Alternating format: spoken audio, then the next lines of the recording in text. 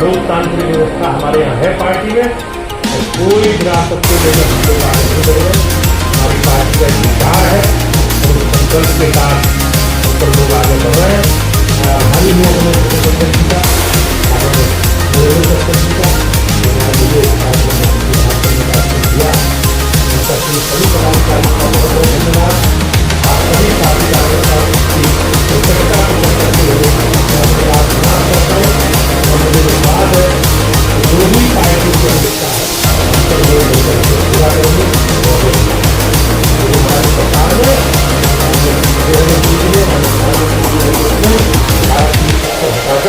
देश में जो ऐतिहासिक काम किया और डॉक्टर भीमराव अम्बेडकर की मूल भावना को लागू करने का हम लोग काम करेंगे, जंगल तक जाएंगे और गाँव-गाँव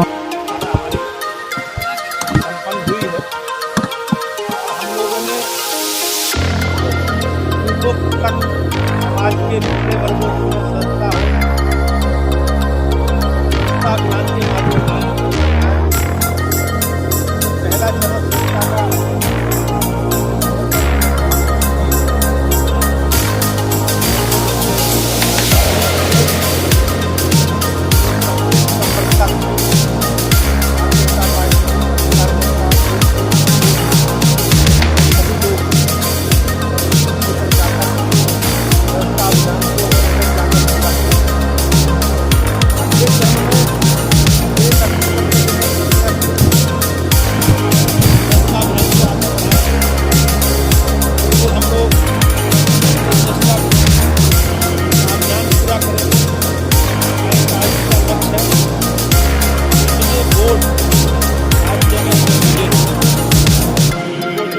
75% लोगों को हमें आत्मिक सोच से बनाना।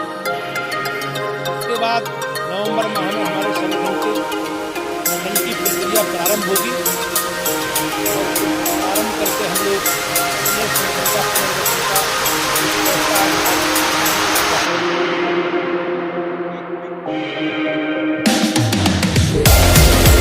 3 तरह के साथ समाप्त करके और 3 का बिल लेकर अगली हमें बाहर से बिल लेकर आए देश को लागू करने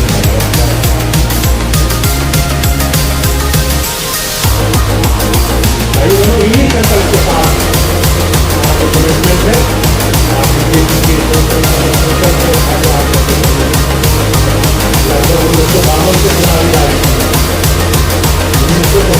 जनता पार्टी का जितने भी चुनाव हो हमने हमेशा कहा हमारी सरकार आएगी तो बिजली देंगे, शिक्षा देंगे, स्वास्थ्य देंगे, सुरक्षा का अच्छा काम। और हमारी सरकार की नीतियां गरीब कल्याण की, अंत्योदय की, हमारी सरकार जो दूसरे लोग कहते थे एक विशेष वर्ग के लिए काम करने वाली सरकार है, देश के संसाधनों पर विशेष वर्ग का अधिकार है।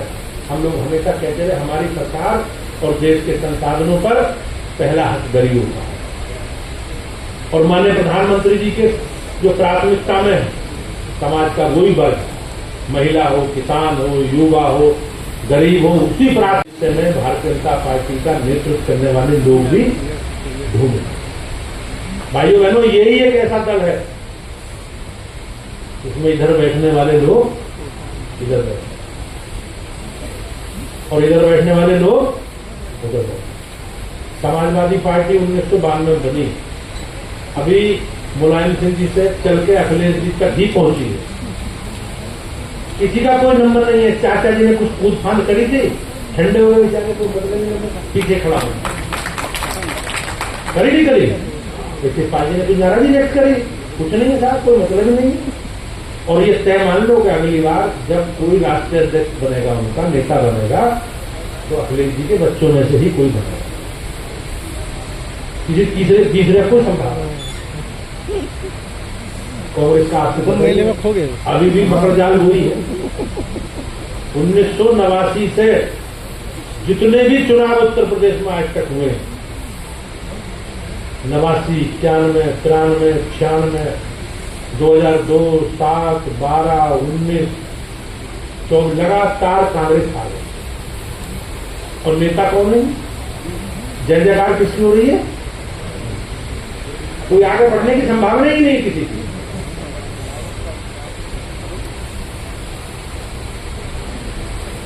बहन जी का तो पता ही है आपको, कल 5वीं 6ठी बार बन गई, किसी को देने तैयार ही नहीं है, किसी को देने तैयार नहीं।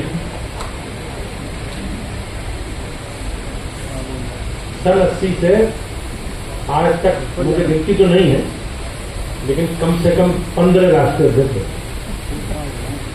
15 प्रदेश अध्यक्ष बने, नए लोग, और एक भी ऐसा कोई व्यक्ति भारतीय जनता पार्टी के प्रदेश अध्यक्षों में नहीं है जिसके परिवार की कोई बड़ी राजनीतिक विरासत हो, मुझे लगता है। आदरणीय राजनाथ सिंह भाजपा के जिला अध्यक्ष भी रहे और भाजपा के प्रदेश अध्यक्ष भी रहे और भाजपा के राष्ट्रीय अध्यक्ष भी रहे। ढूंढो किसी दल में अगर ऐसा किसी को अवसर मिला हो, एक व्यक्ति सामान्य से काम करते हुए, माननीय मोदी जी कभी भाजपा के पदाधिकारी नहीं रहे, लेकिन वो संगठन मंत्री के नाते लंबा कालखंड उन्होंने संगठन के लिए दिया। आप जितने भी बीजेपी के लोग, अब राम प्रताप जी, हम 2007 से 2009 तक एक पद पर 7 साल थे। 2007 में राम प्रताप जी हम क्षेत्रीय, हम सबको सामना करना पड़ा। इजराइल दुनिया के शक्तिशाली देशों में, और इजराइल चारों तरफ से मुस्लिम देशों से घिरा है। इजराइल का जन्म 1948 में, फिलिस्तीन एक अरब देश था, उसका विभाजन करके इजराइल का जन्म हुआ और यहूदियों को वहां बसाया 48 से, और लगातार सारे फ्रंटों पर, चाहे मिस्र हो, लेबनान हो, जॉर्डन हो, सीरिया हो, सारे देश बॉर्डर शेयर करते हैं इजराइल। सबने अनेकों बार कई फ्रंटों पर इजराइल पर हमले किए, लेकिन भाइयों बहनों, इजराइल ने हमेशा सब लोगों को परास्त करके एक ताकतवर अपनी शक्ति, सामरिक शक्ति, आर्थिक शक्ति के रूप में दुनिया को दिखाने का काम किया। लेकिन पिछले 8-9 महीने से इजराइल इसी छद्म युद्ध का सामना कर रहा है, छुप के वार कर रहे हैं, और इजराइल को अपने जीवन काल का सर्वाधिक नुकसान जान माल का इस छद्म युद्ध से हुआ। वो राज एक ताकतवर देश जो सबको सारे मोर्चों पर हरा दिया, जैसे हमें हमारे देश पर कभी चीन, पाकिस्तान, श्रीलंका, बांग्लादेश या म्यांमार, बर्मा, सब लोग मिलकर हमला करें और हम सबको परास्त करें। आपने देखा होगा, आज से 30 साल पहले पाकिस्तान ने ये मान लिया कि हम हिंदुस्तान को परास्त करके कश्मीर नहीं लेते। पहले उसने लड़ाई लड़ी हमारे साथ 45 में, उसके बाद 65 में, 71 में, 1999 में, लेकिन अब उसने मान लिया कि हम हिंदुस्तान को लड़के नहीं जीते। तो आज कश्मीर में भाइयों बहनों छाया युद्ध, छद्म युद्ध पाकिस्तान लड़ रहे हैं, और इस प्रकार की परिस्थिति है आपका। ये कांग्रेस के लोग जो आज संविधान रखने की बात कर रहे हैं, सबसे ज्यादा संविधान को कलंकित करने का काम, सबसे ज्यादा संविधान को संशोधन करने का काम अगर किसने किया तो आप जानते हैं। 1975 में किस प्रकार से इन्हीं नेताजी के पिताजी आदरणीय अखिलेश यादव जी के मुलायम सिंह जी इमरजेंसी का विरोध करते हुए बड़ी संख्या में अपने साथियों के साथ 19 महीने जेल में रहे का शिकार हुए। लेकिन जब से योगी जी की सरकार आई है, हमारी सरकार ने हमारे जो कमिटमेंट है, बिजली, पानी, सड़क, शिक्षा, स्वास्थ्य, सुरक्षा, उन्हें भाइयों बहनों सबने पूरा किया। हो सकता है हमारा देश में संघीय ढांचा है, राज्य में संघीय ढांचा है तो दिक्कत है, लेकिन हमारी सरकार की, हमारी पार्टी की मंशा हमेशा देश को संगठित करके विकास की यात्रा को आगे बढ़ाने की। राहुल गांधी, कांग्रेस के लोग इस प्रकार की बातें आज कर रहे हैं, लंबे समय तक शासन करने वाले लोग आज इस प्रकार की बातें कर रहे हैं, उनके एजेंडे को, उनके मन के भाव को हमें समझना और पूरी ताकत के साथ हमें लोगों से घर घर जाना पड़ेगा, लोगों से मिलना पड़ेगा। लोकसभा चुनाव के बाद एक व्यापक जनसंपर्क, बड़ा व्यापक जनसंपर्क हम सब लोगों ने लिया है। हमें घर घर जाना, और निश्चित रूप से जब घर घर हम लोग जाएंगे, लोगों को समझाएंगे, बताएंगे, तो जो एक नेगेटिव प्रचार, एक छद्म युद्ध का सामना हम लोग करना पड़ा। अब अगर आप देखेंगे छद्म युद्ध क्या होता है, मुस्लिम लीग भी शामिल है, दुनिया पूरे देश से मुस्लिम लीग का अस्तित्व खत्म हो गया भाई। लेकिन केरल में आज भी मुस्लिम लीग काम कर रही है, कांग्रेस उस गठबंधन का हिस्सा। देश का विभाजन करने वाली राजनीतिक ताकत मुस्लिम लीग आज भी कांग्रेस के साथ, लेकिन कुछ क्षेत्र पार्टी है, उत्तर भारत के लोगों की पार्टी है, दलित विरोधी पार्टी है, किसान विरोधी पार्टी है, इस प्रकार के टैग भाजपा पर लगाते हैं। लेकिन भाइयों बहनों, आज भारतीय जनता पार्टी का स्वरूप कश्मीर से लेकर कन्याकुमारी तक और कच्छ से लेकर कटक तक, गुवाहाटी तक, सब जगह भारतीय जनता पार्टी का एक प्रभावशाली स्वरूप। आज देश में लगभग 60% आबादी पर भाजपा का राज, हमारी राज्य सरकार लगभग 60% भूभाग पर भाजपा के कार्यकर्ताओं के नेतृत्व में सरकारें चल रही।